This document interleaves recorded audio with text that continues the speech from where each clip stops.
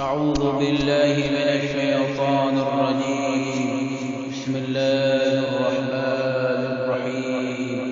کیا یہی اجر رسالت کی ادائیگی ہے؟ قرآن مجید میں اللہ رب العزت نے ارشاد فرمایا تو آپ صلی اللہ علیہ وآلہ وسلم کہہ دیجئے کہ میں تم سے اس تبلیغ رسالت کا کوئی اجر نہیں چاہتا علاوہ اس کے کہ میرے اقربا سے محبت کرو۔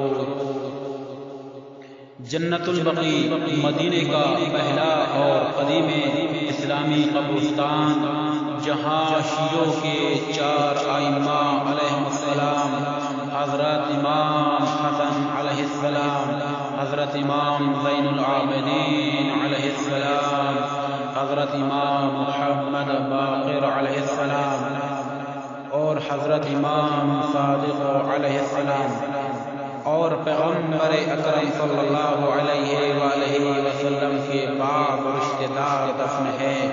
اسلام سے پہلے یہ جگہ حجاز کے شہر یثرب کے اطراف میں ایک باغ پر مشتمل زمین تھی۔ پہلی صدی ہجری سے مسلمانوں نے یہاں اپنے اموات کو دفنانا شروع کیا اور اسلام کی اہم اور بزرگ شخصیات یہاں مدفون ہیں۔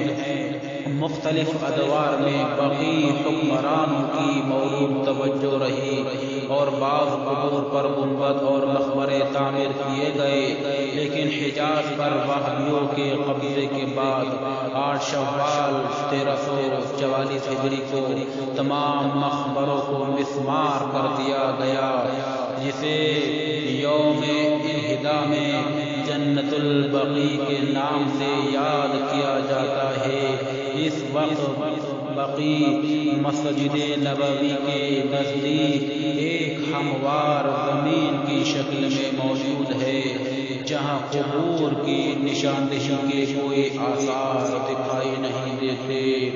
اللہم عجل ولیک الفرج، اللہم عجل ولیک الفرج، اللہم عجل ولیک الفرج، اللہم صل علی محمد وآلہ